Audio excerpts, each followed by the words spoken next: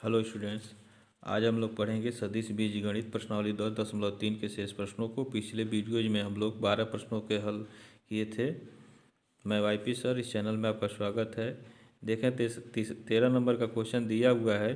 यदि vector A, vector B, vector C मात्रक सदिश इस प्रकार हैं कि vector A plus vector B plus vector C बराबर 0 वेक्टर, तो A vector A dot vector B plus vector B dot vector C plus vector C dot vector A का मान ज्ञात कीजिए। यह इम्पॉर्टेंट क्वेश्चन है, यह 2009 में पूछा हुआ प्रश्न है।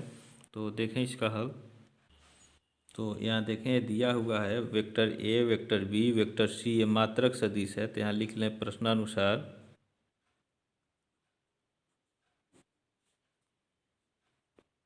मॉड ऑफ वेक्टर ए बराबर मॉड ऑफ वेक्टर बी बराबर मॉड ऑफ वेक्टर सी, ये तीनों जो है एक के बराबर हैं। ठीक है। अब इसके बाद दिया आपका, देखें यह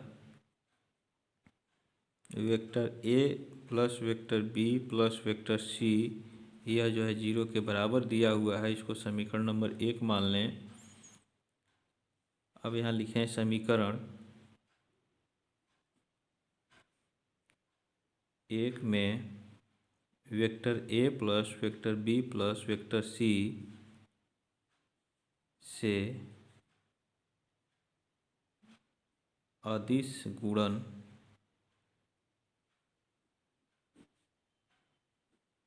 करने पर, तो यहाँ लिखें vector A plus vector B plus vector C dot vector A plus vector B plus vector C. ठीक है। और इधर जो है vector A plus vector B plus vector C dot 0 हो जाएगा। तो इधर आपका 0 मिलेगा।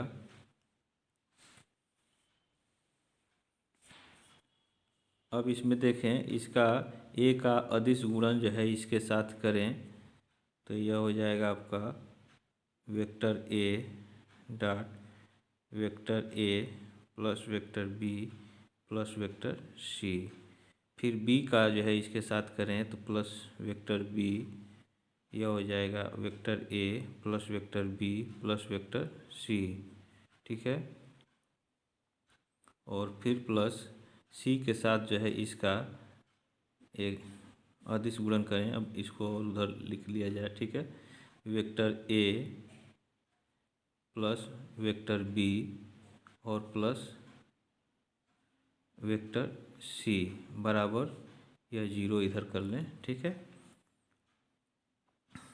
अब देखें, यह हो जाएगा आपका ए डॉट वेक्टर ए हो जाएगा plus vector A dot vector B plus vector A और इसके साथ हो जाएगा डॉट वेक्टर सी।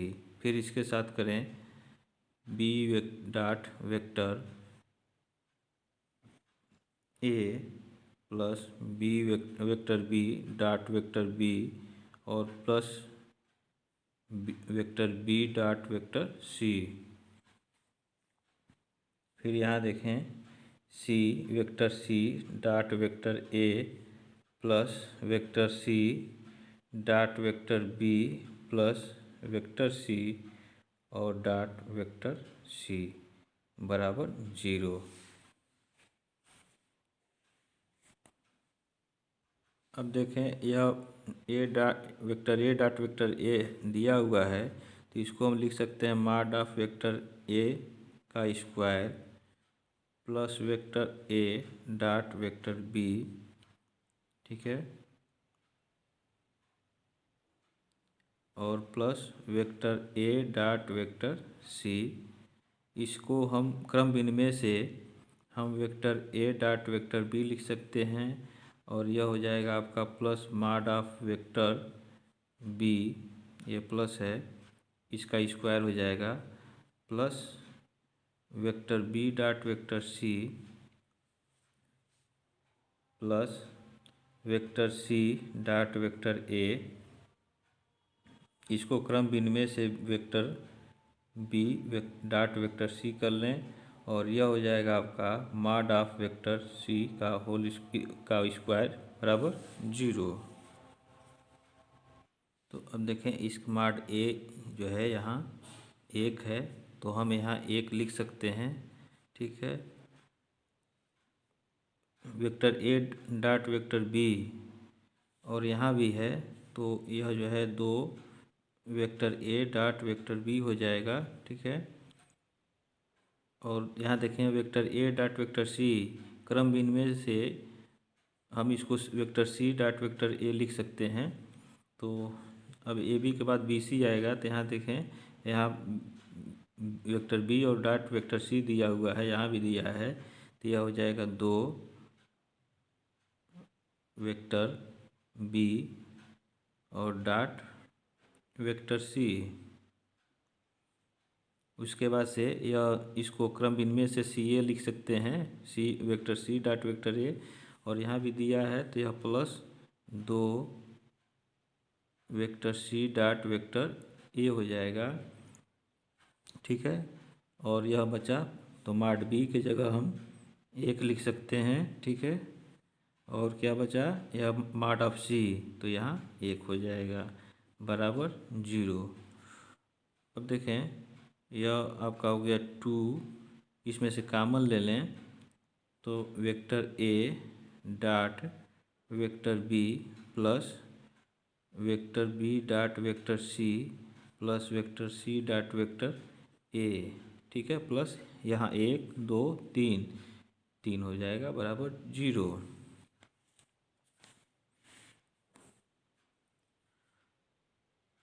तो यह हो जाएगा 2 vector A dot vector B plus vector B dot vector C plus vector C dot vector A बराबर -3, ठीक है। तो इसलिए vector A dot vector B plus vector B dot vector C plus vector C dot vector A बराबर -3/2। तो यही जो है इसका आंसर होगा, ये आपका हल हो गया। नेक्स्ट क्वेश्चन दिया हुआ है, देखें 14 नंबर का दिया है, यदि वेक्टर ए बराबर वेक्टर 0 अथवा वेक्टर बी बराबर वेक्टर 0, तब vector A dot vector B बराबर 0, परंतु विलोम का सत्य होना आवश्यक नहीं है। एक उदाहरण द्वारा अपने उत्तर की पुष्टि कीजिए। तो देखें इसका हल, यहाँ दिया वेक्टर ए 0 अगर हो तो ए डॉट बी 0 हो सकता है, या वेक्टर बी जो है 0 के बराबर हो तो इसमें रखेंगे तो ए डॉट बी जो है ए 0 हो जाएगा। परंतु अगर vector A dot vector B बराबर 0 दिया है, तो यह आवश्यक नहीं है कि मॉड ऑफ ए जो है ए भी 0 हो, या मॉड ऑफ या वेक्टर बी जो है 0 के बराबर हो, ठीक है। तो विलोम का सत्य होना यह आवश्यक नहीं है, यही कह रहा है दिखाने के लिए किसी उदाहरण के द्वारा। तो हम ऐसा एक उदाहरण ले सकते हैं वेक्टर ए और वेक्टर बी, जिसका गुणा करने पर अदिश गुणन जो है करें तो ये 0 के बराबर आ जाए, परंतु उसका मॉड जो है वो 0 न हो, ठीक है। तो इसमें हम उदाहरण ले लें, माना वेक्टर ए बराबर i - 2j प्लस k, ठीक है, तथा b बराबर वेक्टर b बराबर हम ले लें i plus 3j plus 5k, ठीक है। अब इसका हम मॉड निकाल लें, mod of vector A equal to √1 का वर्ग धन ऋण 2 का वर्ग, जे का गुणांक ऋण 2 है, ठीक है, और प्लस 1 का वर्ग।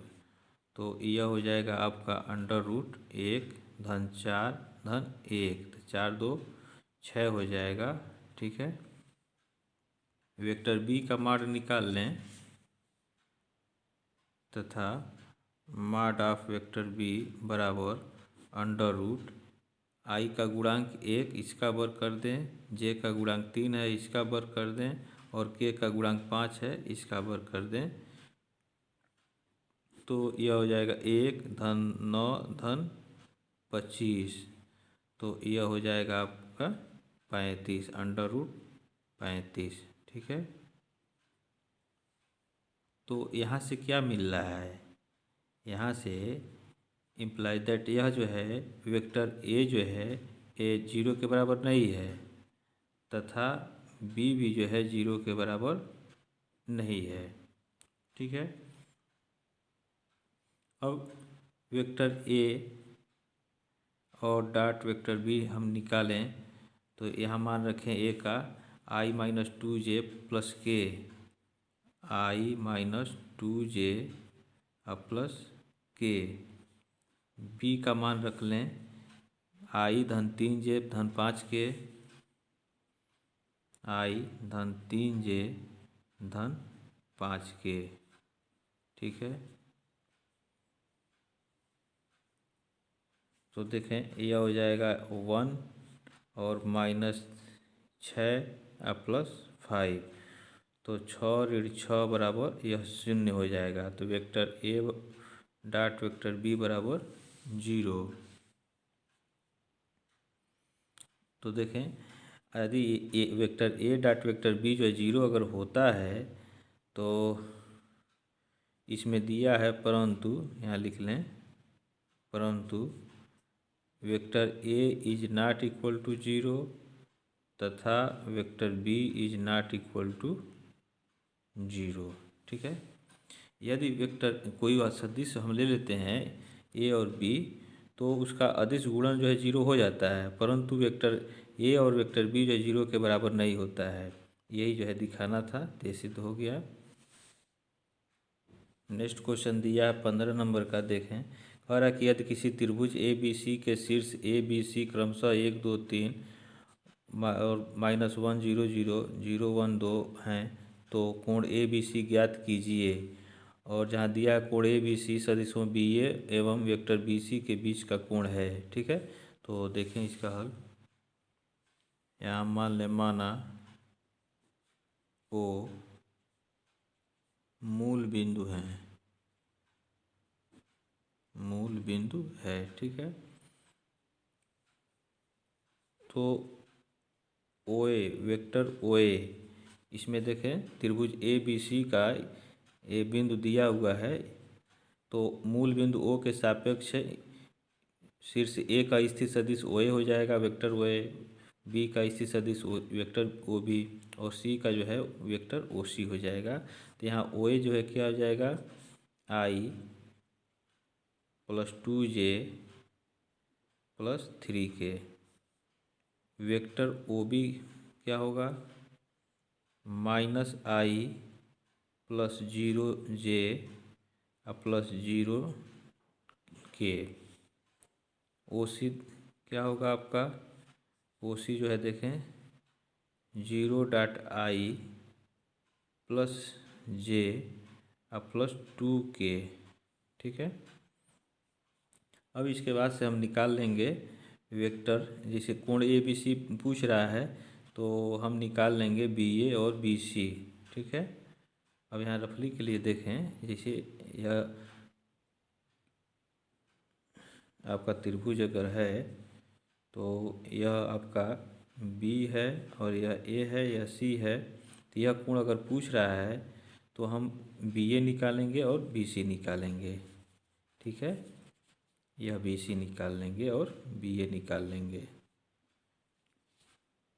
तो यह रफ के लिए था।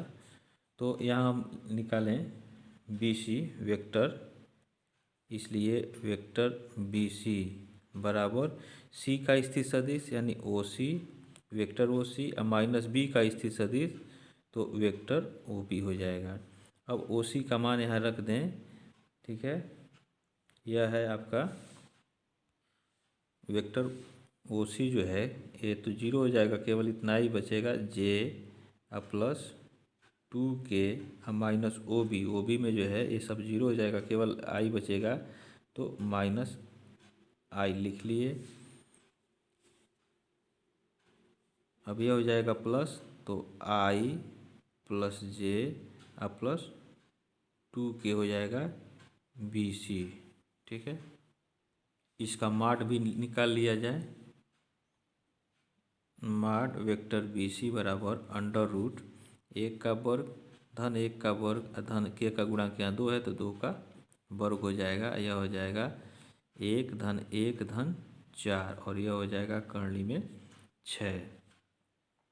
अब इसके बाद से हम निकाल लें बी सी तो निकल गया, बी ए निकाल लें। ठीक है, बी ए निकालेंगे तथा वेक्टर बी ए बराबर ए का स्थिर सदिश माइनस बी का स्थिर सदिश। ठीक है, तो ओ ए का मान देखें I plus 2j plus 3k, I plus 2j plus 3k minus O B जो है माइनस आई, जीरो सब दिया है तो माइनस आई है और पहले से माइनस यहाँ है तो माइनस आई हो जाएगा। तो यह हो जाएगा आई प्लस 2j प्लस 3k और प्लस आई, तो यह हो गया आपका 2i plus 2j plus 3k vector B A के बराबर हो गया। ठीक है, तो इसका माड हम निकाल लें। माड ऑफ वेक्टर बी ए यह हो जाएगा अंडर रूट 2 का वर्ग, फिर जे का गुणांक 2 है तो 2 का वर्ग धन के का गुणांक 3 है तो 3 का वर्ग, यह हो जाएगा 4 धन 4 और 3 का वर्ग 9 और यह हो जाएगा 4 4 8 9 17 करणी में 17 हो गया। अब इसके बाद से हम कोण ए बी सी निकाल लेंगे।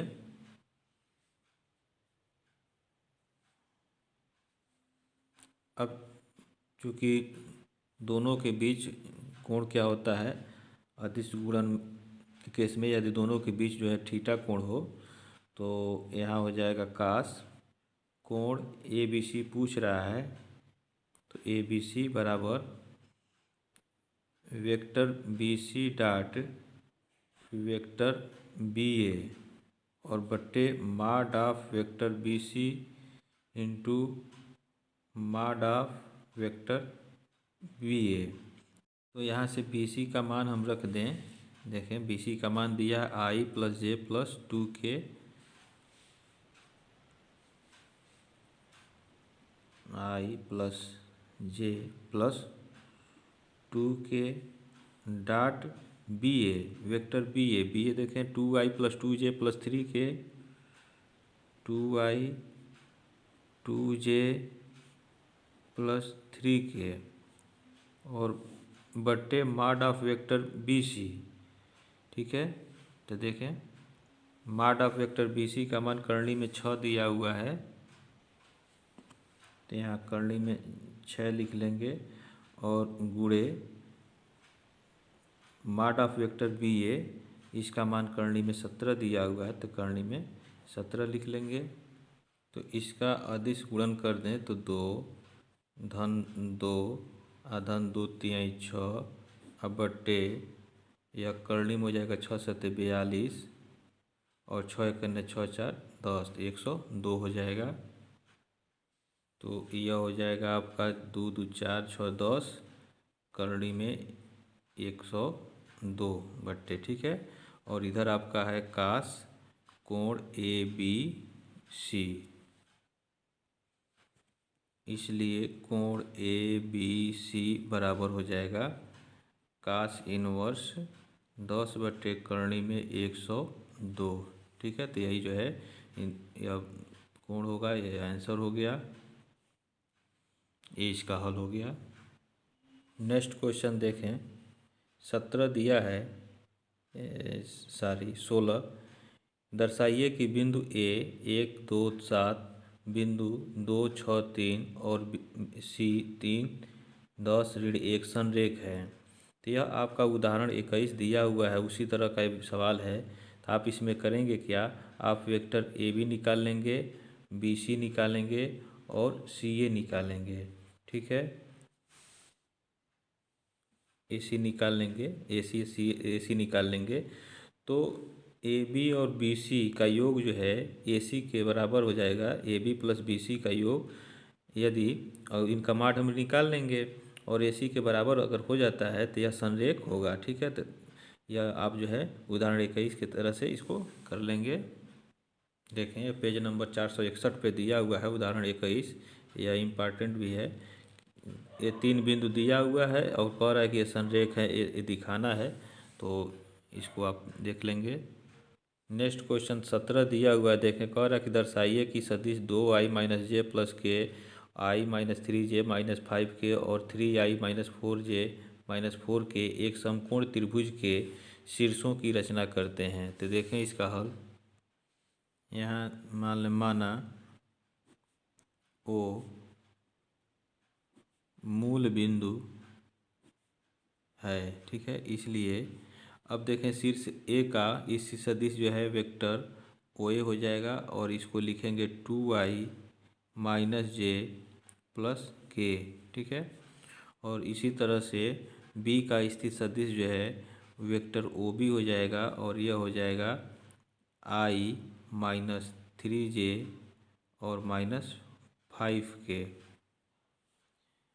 सी का स्थित सदिश जो है वेक्टर ओ सी होगा, इसको लिखेंगे 3i माइनस 4j और माइनस 4k। अब इसके बाद हम निकाल लें ए बी, बी सी और सी ए।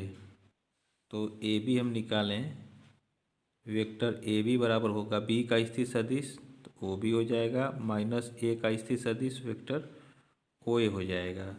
तो इसमें हम मान रख लें, वो भी देखें आई माइनस 3j माइनस 5k और माइनस ओ ए जो है 2i माइनस जे और प्लस के दिया हुआ है।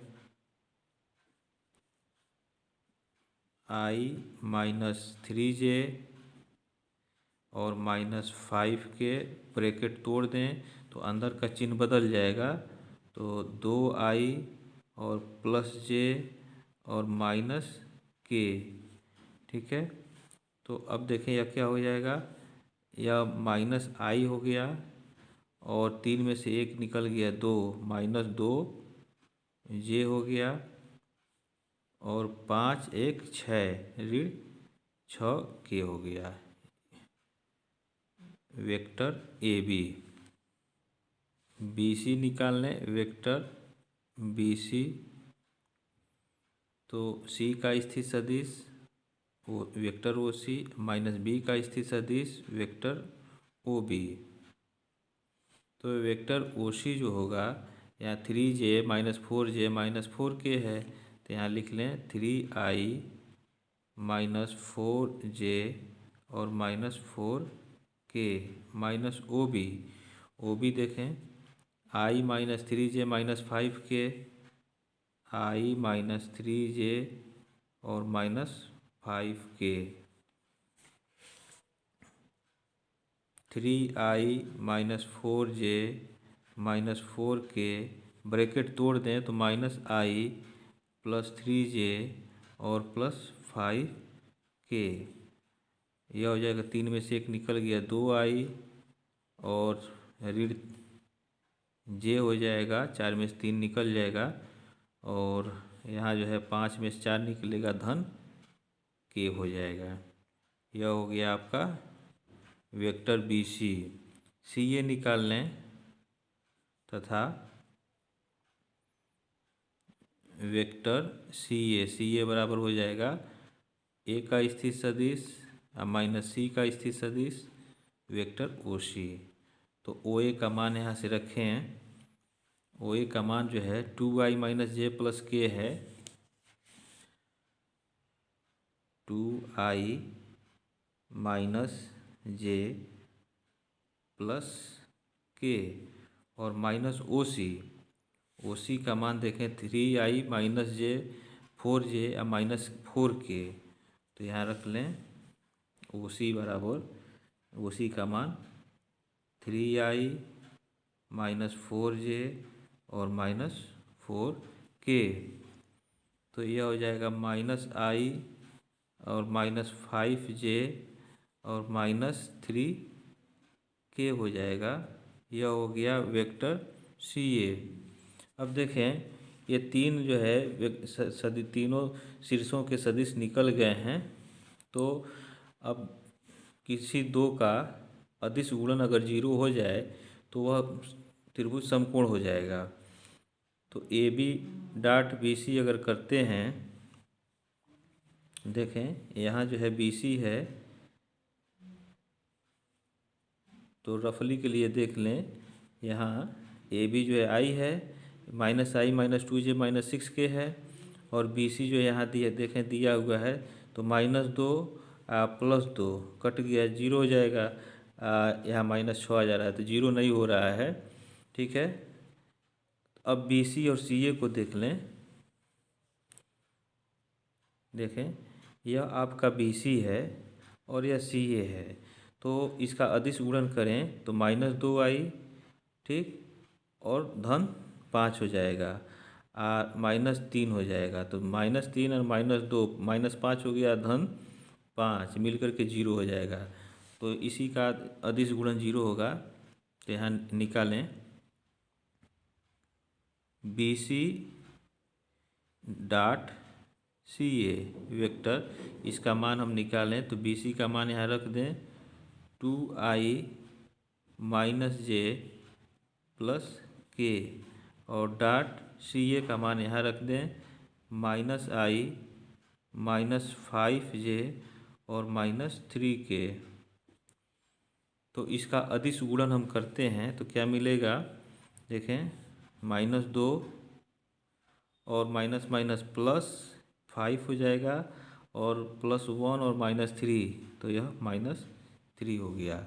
तो 3 2 5 ऋण 5 हो गया, -5, और यह मिल करके 0 हो गया। ठीक है, तो vector BC dot vector CA बराबर 0। इसलिए यह क्या हो गया, BC जो है CA पर लंब है। ठीक है, तो जब लंब है तो हम यह सिद्ध हो गया। तो यहाँ लिख लें, अतः त्रिभुज ABC एक समकोण त्रिभुज है। ठीक है, तो यह सिद्ध हो गया, यही सिद्ध करना था। तो इस तरह से यह प्रश्नावली आपका 10.3 ये समाप्त होता है। इसके बाद अगला प्रश्नावली अगले वीडियोज में पढ़ा जाएगा। आपको कोई समस्या हो तो आप कमेंट बॉक्स में आप कमेंट कर सकते हैं, और जो छात्र इस चैनल पे नए हैं इस चैनल को सब्सक्राइब कर लें, बेल आइकन घंटी को प्रेस कर लें। इससे आपको फ़ायदा यह होगा कि आपको प्लेलिस्ट में चैप्टर वाइज आपको मिल जाएगा, तो वहाँ से आप आसानी से पढ़ सकते हैं। और यह प्रश्नावली 10.3, 10.2 और 10.1 का जो है आपको वीडियो प्लेलिस्ट के रूप में उसका लिंक आपको डिस्क्रिप्शन बॉक्स में मिलेगा, तो आप वहाँ से इसको पढ़ सकते हैं। तब तक आप इस चैनल पे बने रहें। जय हिंद।